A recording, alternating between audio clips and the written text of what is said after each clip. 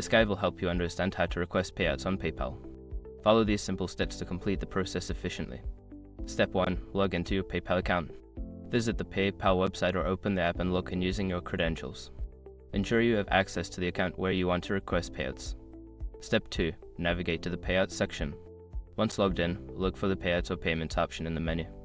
This section is where you can manage your payouts and transactions. Step 3. Select the Request Payout option. In the Payouts section, find and click on the Request Payout button. This will take you to a form where you can enter the details of your payout request. Step 4. Fill out the payout request form. Before filing a refund or dispute, use the *com link in the description to open the refund dispute deadline calculator and confirm your deadline.